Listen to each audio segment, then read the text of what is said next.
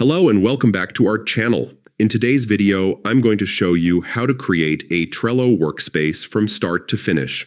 Whether you want to organize personal projects, collaborate with a small team, or manage an entire department, Trello is one of the easiest tools out there to help you stay organized. By the end of this tutorial, you'll have your very own workspace ready to go. So, let's get started. First, open your browser and head over to Trello's official website at trello.com. Go ahead and log into your account. If you don't already have one, you'll need to sign up first, but for this walkthrough, I'll assume you're logged in and on the dashboard. Now, on the top right corner of your Trello dashboard, you'll see your profile icon. This icon opens up a menu with several options. Click on it, and from the drop-down menu, select Create Workspace. This is where the setup process begins. You'll now be asked to provide a few details about your workspace.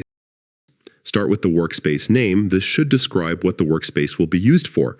For example, if you're setting it up for your marketing department, you could call it Marketing Team.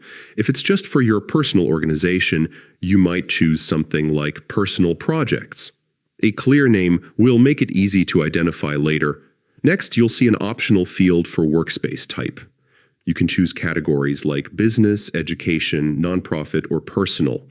While it isn't required, selecting the right type can help keep things organized, especially if you end up creating multiple workspaces.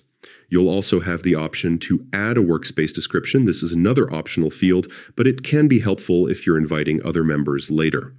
A short summary gives context and makes it clear what this workspace is meant for.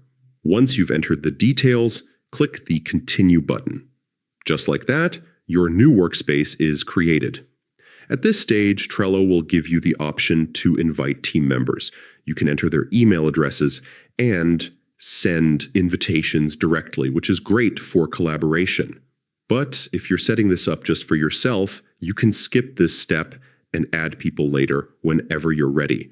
And that's it. You've successfully created your first Trello workspace. From here, you can start adding boards, creating cards, and organizing tasks exactly the way you like. Trello is very flexible, so you can adapt it whether you're managing schoolwork, personal goals, or business projects.